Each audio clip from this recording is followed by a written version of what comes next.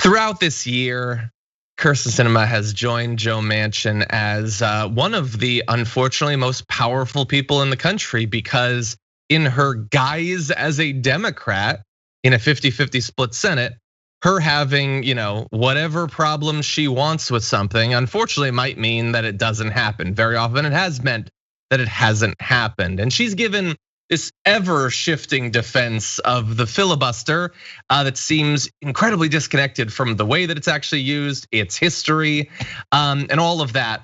Well, she recently, along with Joe Manchin, said on the Capitol 6th Commission, that vote that we just had last week, this has to happen. We can find the good Republicans. We're gonna make this work, bipartisanship at its finest. And then they filibustered it and it didn't happen. And in fact, she didn't even participate in the vote. She was off somewhere. I don't know, maybe she was going to see an advanced screening of The Quiet Place 2. I don't know, nobody knows, she just wasn't there. So is that going to change her opinion on the filibuster? The fact that they once again filibuster this thing that she called an inexcusable thing to vote against? Well, here she is on the filibuster. Well, as folks in Arizona know, I've long been a supporter of the filibuster because it is a tool that protects the democracy of our nation, rather than allowing our country to ricochet wildly every 2 to 4 years back and forth between policies. The idea of the filibuster was created by those who came before us, the United States Senate, to create comity and to encourage senators to find bipartisanship and work together. And while there are some who don't believe that bipartisanship is possible, I think that I'm a daily example that bipartisanship is possible. Not just this trip today and tomorrow that John and I are doing, but the work that John and I and many other of my colleagues in both parties do on a regular basis. Okay, I have thoughts, but Dr. Rashad Richey, what do you think about that? All right, so first of all, let me say that actually the majority of bills that are passed are bipartisan bills. We're not talking about bipartisan bills. We're talking about bills that have massive social and legal as well as economic impact. The big bills are not bipartisan. The big bills are the ones we pay attention to. The big bills are the ones where people will actually have a change of outcome in this country. And that's what's being ignored here. So she can keep talking this bipartisan malarkey. Let's be very clear about what she's really saying. She's saying that she wants to play politics so that she is politically safe on her home base, while at the same time acting as if she is a coalition builder.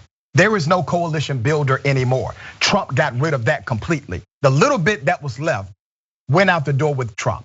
It started to go out of the door with President Barack Obama because of the extreme hatred and racism they had toward him. And now the only thing that will save this nation and the only thing that will save the Democratic Party are progressives who are willing to hold everybody accountable to an agenda rather than a political partisan talking point. Yeah, and hold them accountable in a lot of different forms, up to and including primarying senators who suck. That is correct. Like we're seeing right there, and I can't wait for that. So she said there, I'm an example of how bipartisanship can work. No, but like we're talking about like trying to get the most important bills passed, not this shallow, meaningless bipartisanship about things that don't matter. Like, yes, the Republicans will allow some bills to pass that don't challenge them or the status quo in any way. They'll do that, that's fine. But what does bipartisanship actually mean? Like she's like, and not just this trip with John Cornyn, who she didn't acknowledge, but participated in the filibuster of the January 6th Commission. So that great, awesome guy that she gets along with literally blocked a vote from even occurring on an investigation into what she has described as this appalling attack against Capitol Police, and it left them dead. And how could you possibly, I don't know, don't tweet about it. Talk to your buddy when you're at lunch or whatever. You can turn to him, have him put down his sandwich briefly, and you can ask him why he filibusters that, and why he's gonna filibuster the Equality Act, and why he's gonna filibuster the For the People Act, and why he's gonna filibuster the infrastructure bill. Even if they compromise and compromise and compromise and tear it down to a tiny fraction of its current size, he will still work to filibuster it. So she will talk about like how bipartisanship is possible. He is laughing at her, maybe on the inside, often with his friends, probably on the outside too, about that, because he knows it's not true. Fundamentally, she knows it's not true, Rashad. She's just gonna continue saying it as more and more of the time that Biden has slips by with very few accomplishments. And that's why you got to call people out like this who play games. See, they're playing games. Now they're playing games that have real world impact. And I also blame Democrats for not being able to properly message what the filibuster is. Its origin is from racism.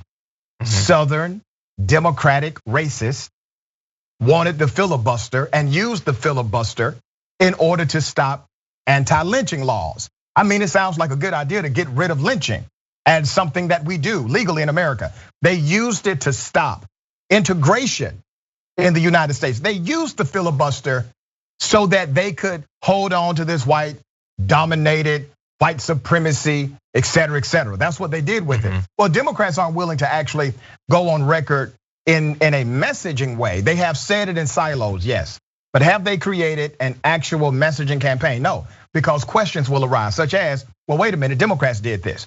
Or wait a minute, so-and-so who was a Democrat did this, or they supported this. Yep, you're going to have to deal with the demons of your own party if you want to tell the truth about the filibuster, message it properly, and get sentiment on your side like never before. You're going to have to throw some Democrats under the bus to do it.